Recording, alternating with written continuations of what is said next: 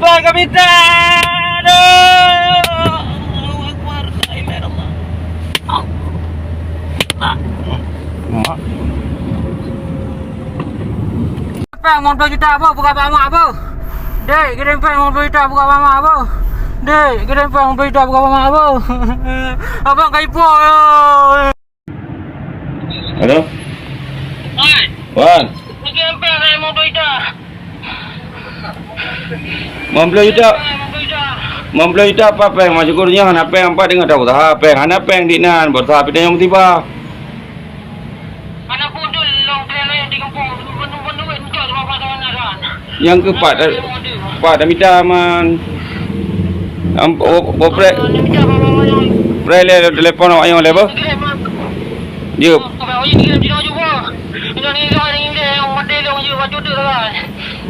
Je apre pakai menan awak yang je. Je.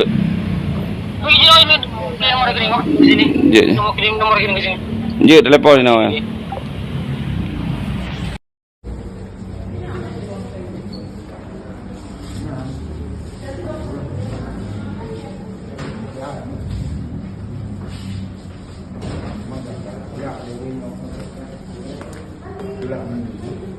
Syederalun warga Aceh asal Desa Mon Kelayu, Kecamatan Gandapura, Kabupaten Biren, Provinsi Aceh, Imam Mashkur, berusia 25 tahun, meninggal dunia setelah mengalami penyiksaan yang diduga dilakukan oknum anggota Pas Pampres.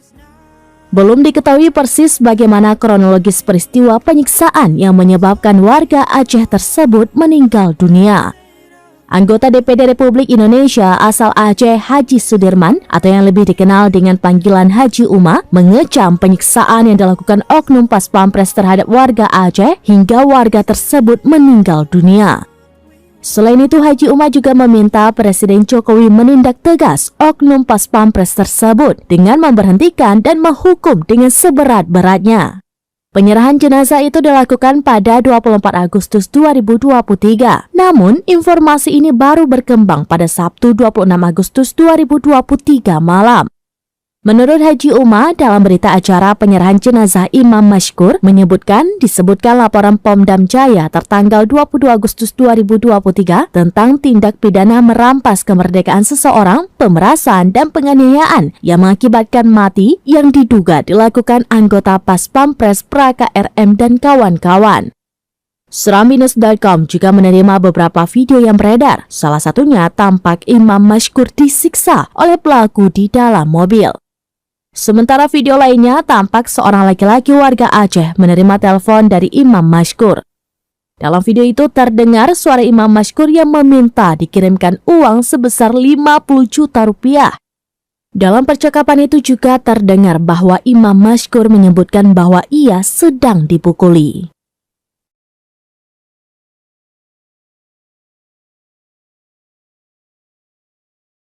Benar.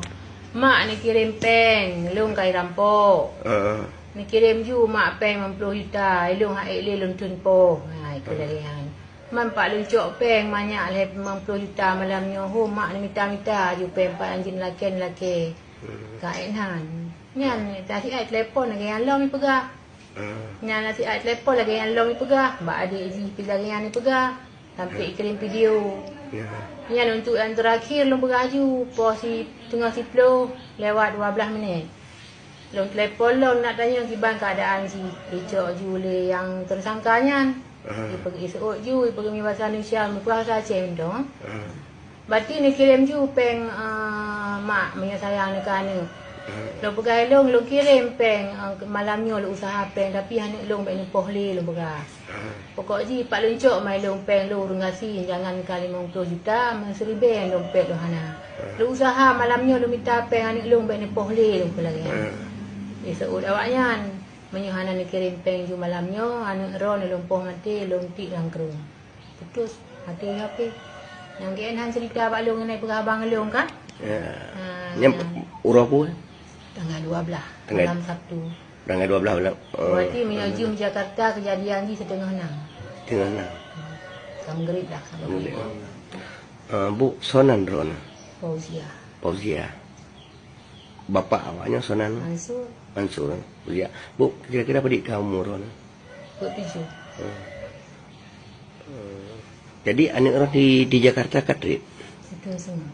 Itu ni dengar baru. Itu dengar. Di Jakarta Putra Bu. Muka-muka. Oh, muka-mukaan. Oh, mukaan jualan ni. Kurang dari Sulimani Pas Pampres. Mantap. Dari nasi bebek Maisa.